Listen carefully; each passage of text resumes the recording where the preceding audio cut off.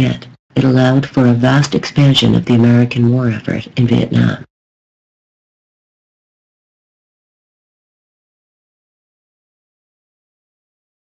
These kinds of operations, they're effective in the short run, particularly because all the information comes from the U.S. government, and secondly, the media is so submissive to relay whatever the government says happened rather than investigate in greater depth the circumstances surrounding these false flag operations. So they're successful to the degree in which they monopolize the government and the mass media conform to the message which has been sent out.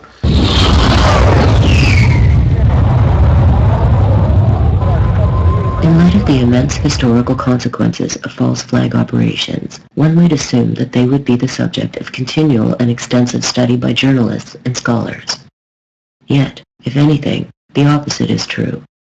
False flags remain one of the biggest taboos in journalism. In order to sidestep the issue and deep politics as a whole, many journalists and academics have created a workaround. They call it conspiracy theory. How much would you attribute the increase in conspiratorial thinking to that red line? There has been an explosion of conspiracy theories flying fast and furious over the internet. Those conspiracy people, a lot of the conspiracy theories, of course 9/11 conspiracy theory goes back to the Bush era. I'm Jesse Ventura, and this is Conspiracy Theory. Well, conspiracy mongering fringe conspiracy theorists. Conspiracy theorists.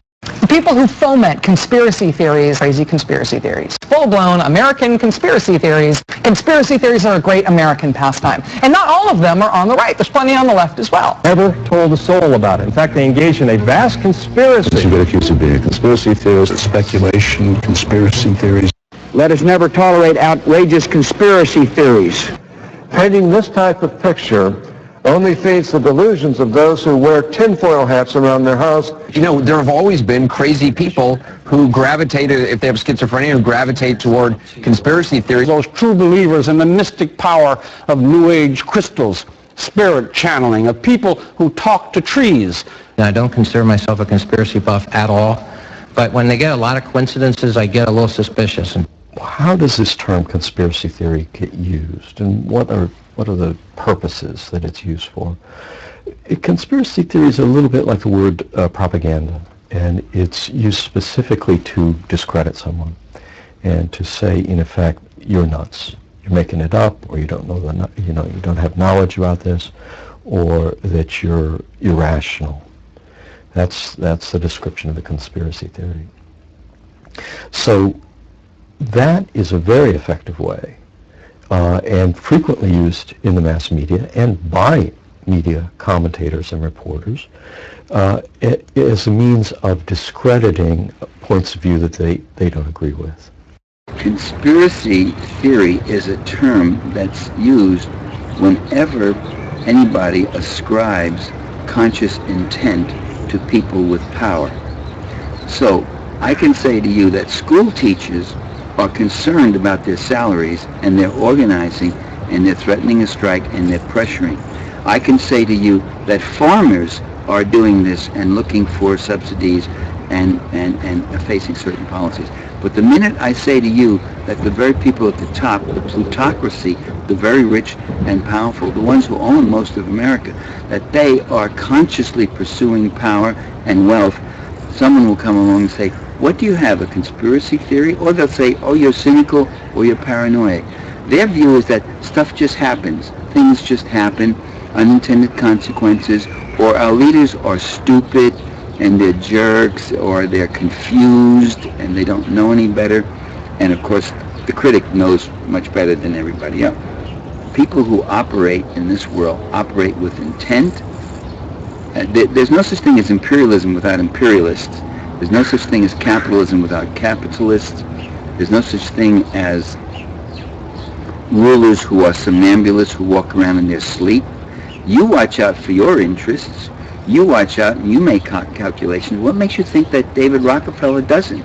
What makes you think that the people at the top don't do it? And what makes you think they don't collude and organize? Or what do you think? You have a group of people who sit around in a room and they plan this? And I always say, oh no, God, they don't sit around in a room. They meet on carousels and they go up and down merry-go-rounds, or they meet skydiving, they hold hands and they argue. Of course they sit in rooms. Where the hell else are they going to meet?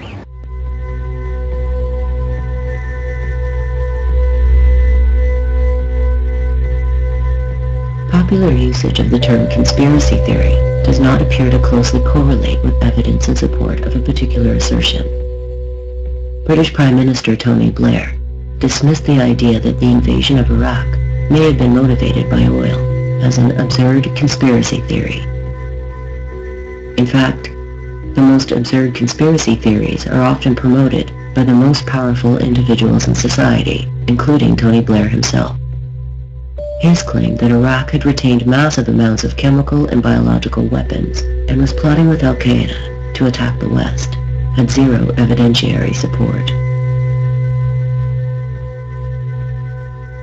The Third Reich promoted the conspiracy theory that Jews were responsible for most of the world's ills.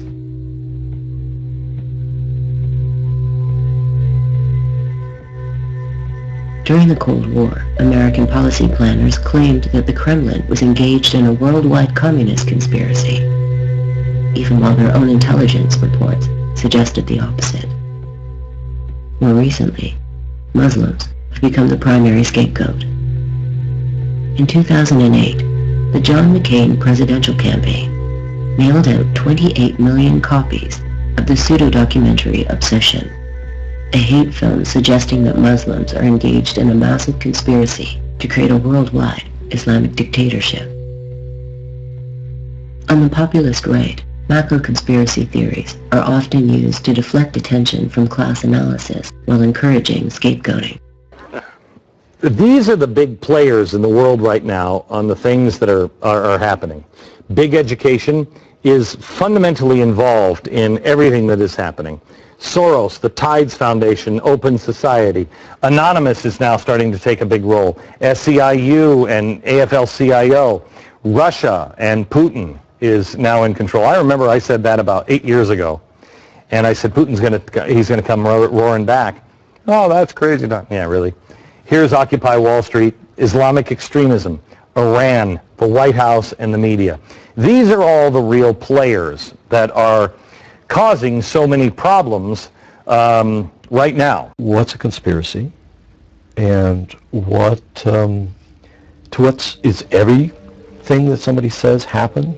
Does that mean that that's actually happened? Some of the stuff that people believe about the CIA, or the national security state, or Jews, or black people, or Wall Street, or, you name it, liberal media, right-wing media. Some of the things that people believe about, all of those controversial things, are not true. And so we get into a situation in which the accusation that a conspiracy exists, or that there's a plan afoot to do something, becomes a powerful political tool. One of the most powerful tools of propaganda is rumors, rumor mongering. And one can see it even in elections, you can see it in international affairs and so forth. Rumors appeal to people's primal fears, fears about race, fears about gender, fears about their own relationship between themselves and authority, those sorts of things.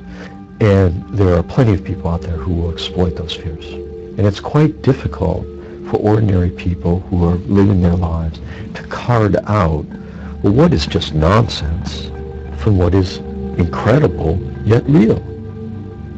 There's no simple solution to this problem. Present-day media tends to encourage people to believe in nonsense by giving credibility to it on the one hand, and on the other hand, oftentimes, not always, denying the reality of evidence that is substantial. I think that the way to get at this in a social sense is to keep an open mind, investigate carefully, and not to believe in stuff that you don't understand. We as scholars, teachers, media people, just as ordinary citizens, should not propagate stuff that they don't understand or that they don't have factual support for. You know, the term conspiracy theory is a very interesting one. It is, of course, applied to almost anything that's perceived as threatening, any kind of broader attempt to explain specific events. There certainly are people and elements out there that create these explanations for everything, and those are potentially dangerous because they do lead to scapegoating.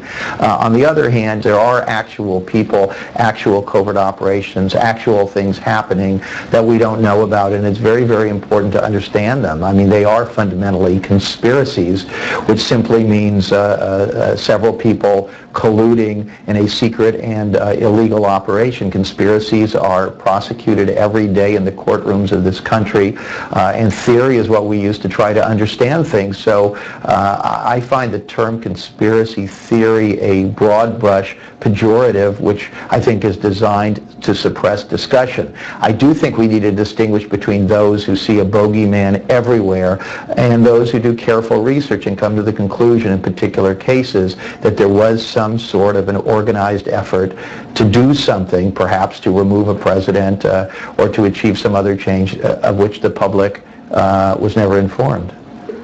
If you're going to look and say, you know, it's structures and systems that run the world, you'll have to realize that there are trapdoors in these structures and systems, and that not all of the structure, not all of the system is visible in the public record. And that's where we come back to what I say about deep politics and a deep state. We have to acknowledge that there are processes going on that are not finding their way straight away into newspapers and history books. And it's so interesting that America can see that about other countries, just has problems seeing it about itself.